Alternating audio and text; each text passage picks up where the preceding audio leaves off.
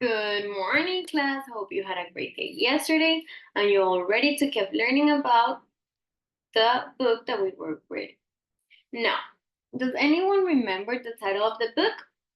Yes, it's correct. It's The Little Prince.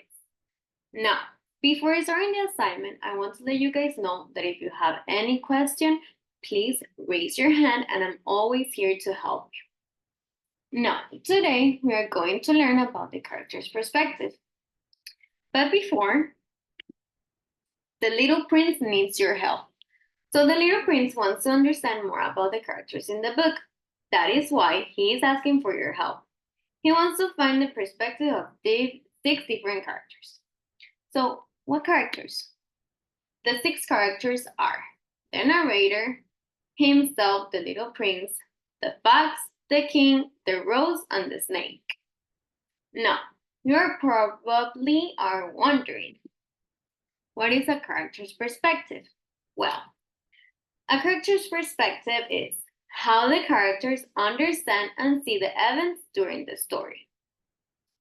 Before starting the assignment that we have for today's class, I want to let you guys know that at the end of the lesson, you're going to write a paragraph about 4 or 5 lines of the character that you choose. You're going to write their perspective. But don't worry, I'm going to help you guys. So, I'm going to start my example and I want you to look what I'm expecting from you. Okay?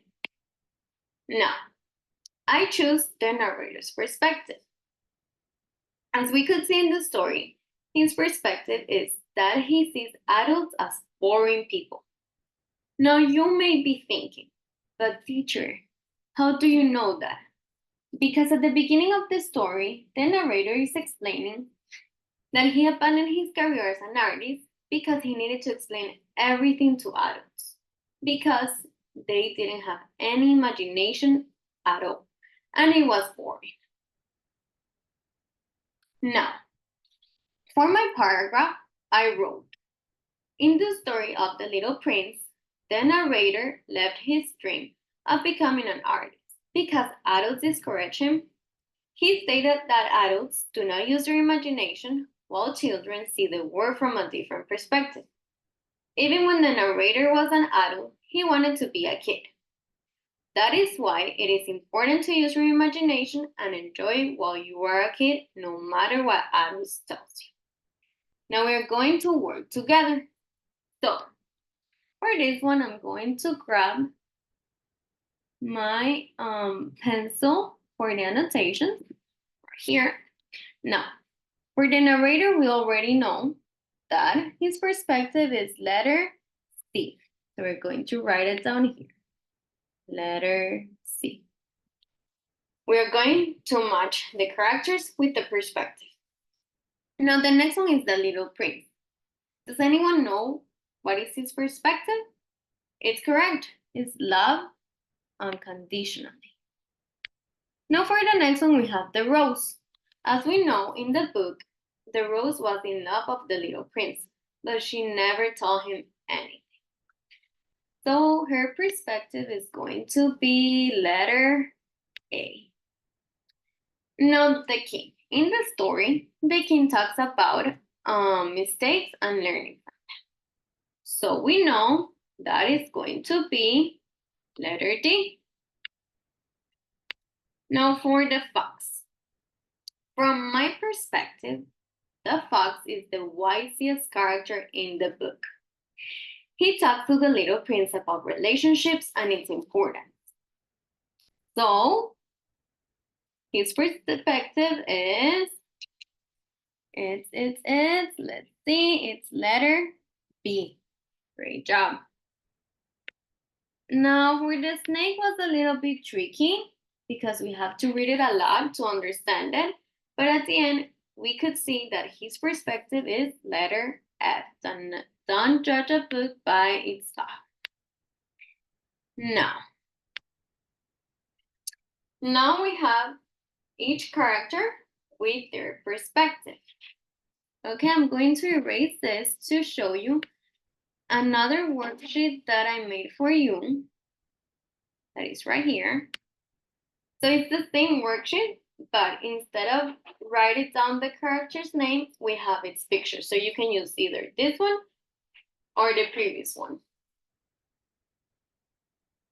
Now that we know the character's perspective, I want you guys to do the paragraph using the match activity and the paraphrase lines from the book that I attached in this slide. So you're going to connect the perspective with the lines that I provided to you.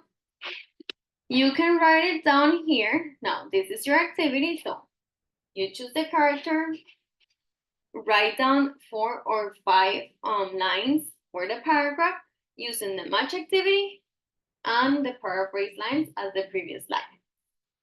So you can write it down here or in a paper, or you can record it and send it to me. I'm going to read it or hear the recording, and then I'm going to give you guys feedback and we can talk about it. Now, for my ELS students and my ESE students, I don't want you to feel nervous. I create 2 different worksheets with visual aids, keywords, and translations. As well as remember to take deep breath when you feel frustrated, when you're getting anxious, when you think you need water, take a little break, go to the restroom. But for all my students, remember that you can always contact me if you need help or if you didn't understand something. I'm always here for you. I hope you had a great day. Now for my reflection. Why did you make the choice you did for this lesson?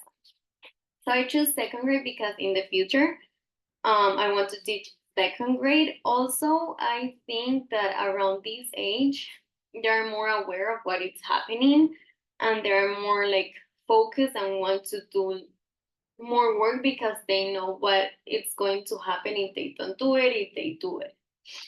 And also I choose language arts because it's one of my favorite subjects and I wanted to feel more like comfortable of doing something that I really like and I really like understand.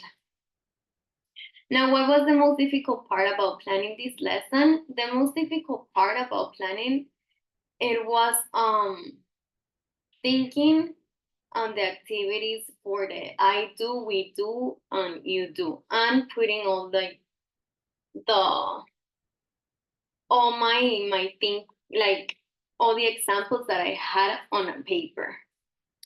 What are your plans for Microteach number 2? What will you do again, and what will you change? For my second Microteach, I plan to trust more myself and to be more relaxed, not overthink everything so much. What will you do again? I really like how I interact in the presentation because with my movements, I can like engage more with my students. And what will you change? I will change being so rigid and talking more like natural. So it's better to like connect with the students.